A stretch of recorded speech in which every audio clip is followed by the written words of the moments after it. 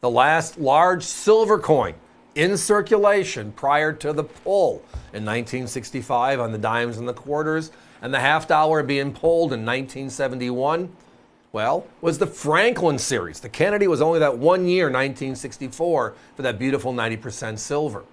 Well, the challenge is trying to find them all.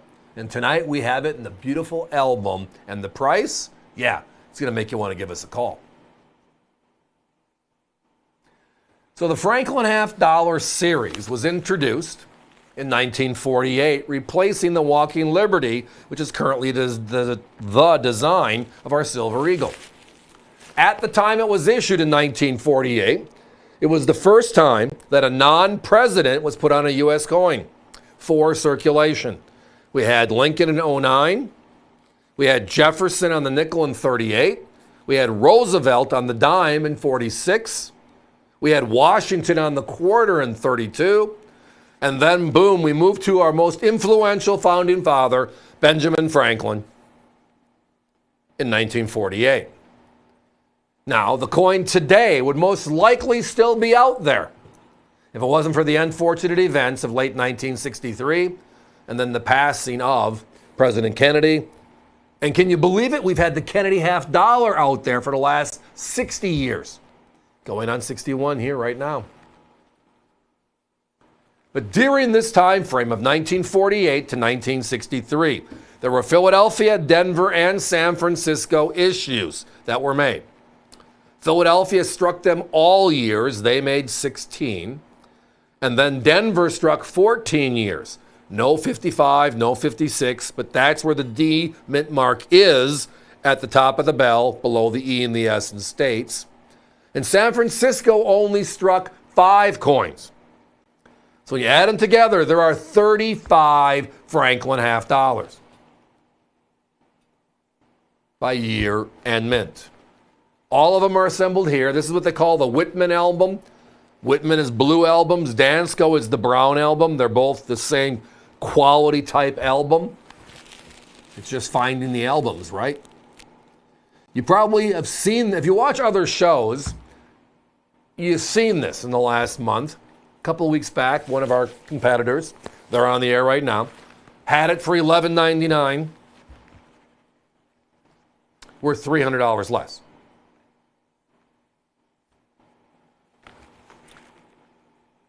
Uncirculated, assembled to unassembled. One of our other competitors, our largest competitor with the Franklin half dollar, has all of these coins, all 35 of them. If you add them up, coin by coin by coin, the 35 coins, from the 48P to the 63D and all the S's in between, they're over $1,600 on this collection, and the album's another $39.95. As you can tell, all of ours are beautiful blast white beauties, only the best. Whether it's a P, a D, or an S, they're the key. The reverse, another great story here. So the Second Continental Congress in 1787 passes the eagle as our national symbol. The only person to object was Benjamin Franklin. He was looking for more of a wholesome look and feel for our new country, and he preferred the turkey. Now, if you look at the reverse of our coinage throughout the 1800s and most of the 1900s, what do you see? A rendition of the eagle on the reverse of our coin. Except the Franklin half dollar. Right? On the back of the Franklin half dollar, we have what? The big Liberty Bell, going back to our colonial days and his contributions, not only as a scientist, but as a founding father. And the respect of shrinking the eagle and putting the eagle on the right-hand side at about 3 o'clock. It's just crazy. Outright crazy when you think about it. So again, whether it's the 52P, the 54S, the last of all the San Franciscos, it comes down to just, again, acceptance and finding the coins. Now in 1980, the reason why Franklins today are so special, we had silver go to $50 an ounce. Many of you might remember it, right? At that time, a $50, no matter what the condition, a slug, circulated, uncirculated, even a proof, melted for give or take 20 bucks. So melt value. This was a $700 collection. That's why most just disappeared. It wasn't until the late 80s when you started to see people saving all the high quality coins because, well, again, NGC, PCGS, ANACS all comes out and introduces this third-party authentication and certification. And it took off. It's the dominant force in the industry today. But when you go back to the vintage coins like this one, there's a slightly different story to be told. Part of the great American coin hunt is, well, going and trying to find coin by coin by coin. Now, I've been doing this for over 40 years, so I'm a dinosaur at certain parts of it, and I remember challenges, right? We would have challenges, games we would play amongst ourselves, the buyers, and it would be, all right, let's put together a collection. So find me an uncirculated Franklin from all 35, well, all three mints, all 35 coins. Want to know the best I ever got? In one show. One show. And it was one of the larger shows, the Fun Show, which is technically the biggest show of the year, right? In January. I got in the low 20s. Once.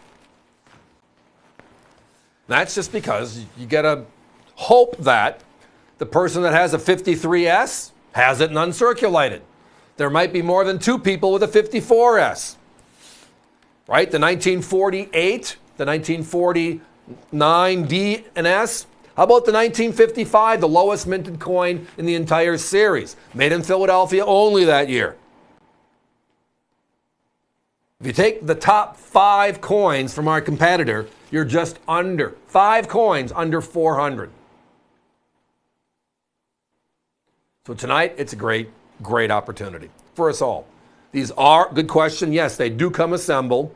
I know why that's being asked. One of our competitors, well, they have the album, they show the coins in the album, but when they send them to you for you to assemble, and that's okay. There's nothing wrong with that. That's kind of fun sometimes, but it doesn't always work out. So we do all the labor. We're happy to do all the heavy lifting. It'll come as you see assembled, gorgeous, no questions asked. But not for $11.99. We are $300 less. Not for $1,600 if you are working coin by coin by coin. And then all your time and effort on top of all that, what's that worth, right? So tonight, $899.95 has it. There's only a couple of them left. Do not hold on to this in your shopping cart. We are almost sold out.